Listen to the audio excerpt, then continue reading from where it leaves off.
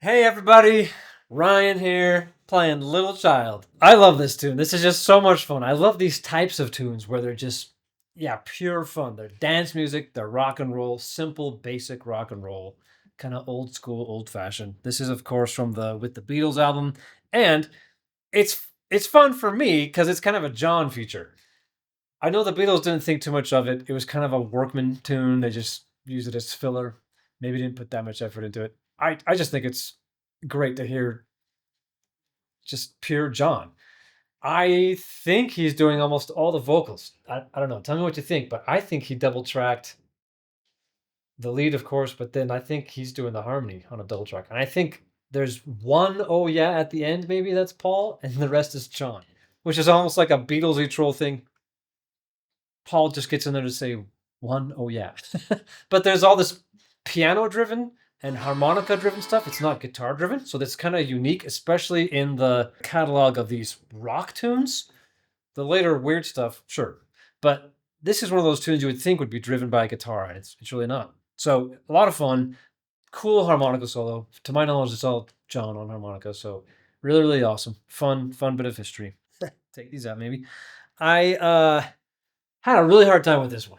There are so many takes, maybe more takes needed for this than any other tune. There's a blooper. The stick just flew right out of my hand for no reason. Woo! Because the drum part is so weird. There's this nuance to it that's so weird. And it's with the bass drum. So the question I put on my thumbnail for this tune, which is, is Ringo the only drummer doing this? Is anyone else doing this? That's a sincere question. I'm not here to kind of just like tell you this is how it is. Like I'm learning, and I've learned more than anybody that might be watching my videos, guaranteed. And so I'm anxious to learn and to know more. Like, is anybody doing this? Now, what I'm referring to is the fact that Ringo plays with these strong notes and then soft notes on his bass drum. To my knowledge, I don't know of anybody else doing this. So, for instance, it's this. It's on 1 and 3 loud, on 2 and 4 soft.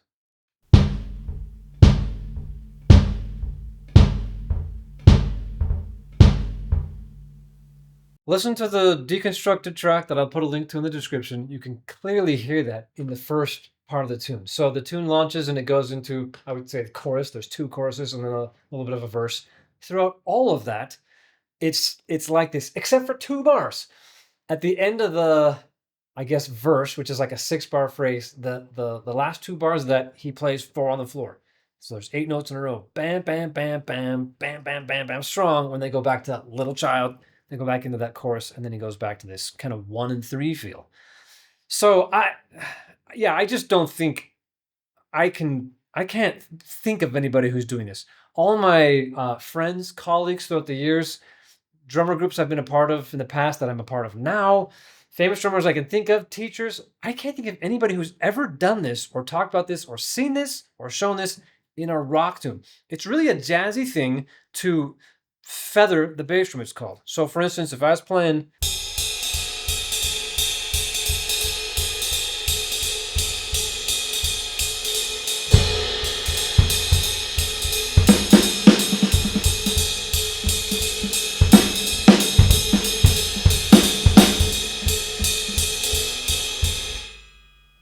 whatever, you get the idea. There's a lot of soft, there's a lot of feathering.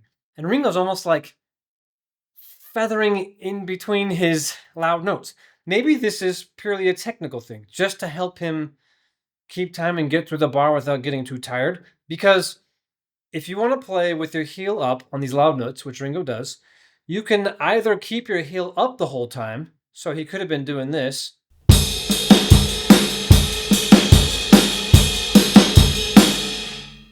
and you probably can't see too well, but my heel's up right now. It's off the foot plate. To me, this is not that comfortable. Some drummers I know could play a long gig like this, no problem. But if I'm doing this for 3 hours, which I have done plenty of times, by the end, my legs kill me, and this does not feel good. There's so much tension to keep my heel in the air like this. So you can play with your heel down all the time. You could do this.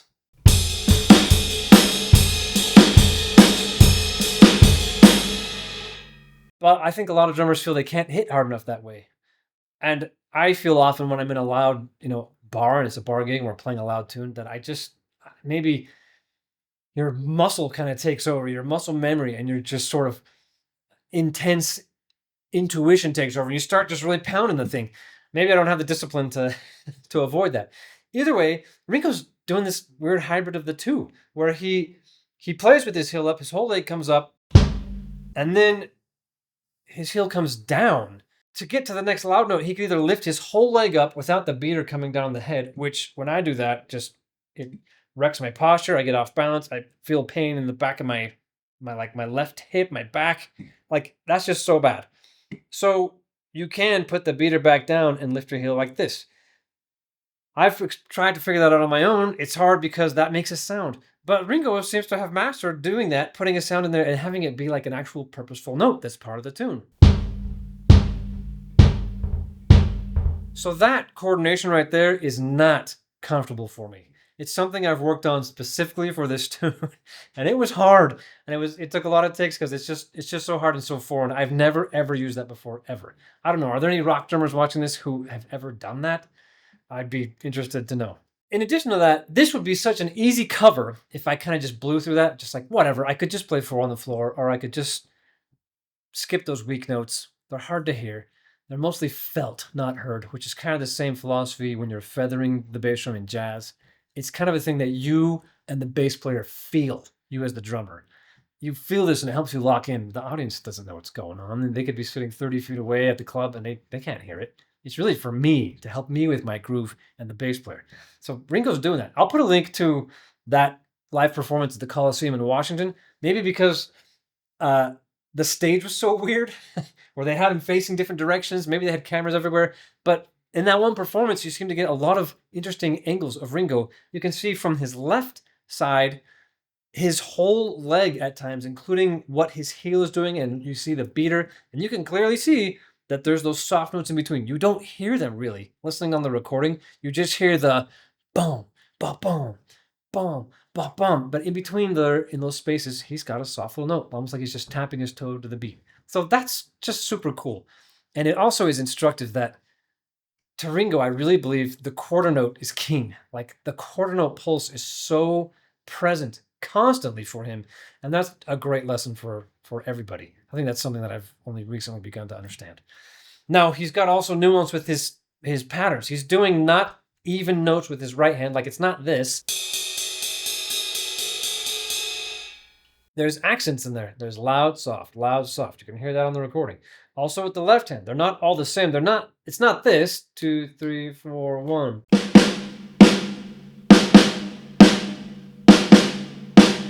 I've played like that plenty of times in the past, in other cover bands and a pep band in college and whatnot. But that's not how Ringo does it. It's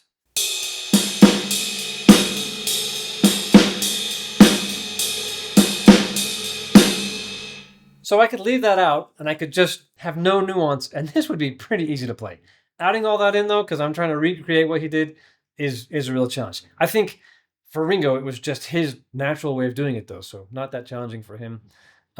That's all really instructive, I think, personally. It's interesting how the kick pattern changes. So sometimes he's adding in an extra like and one.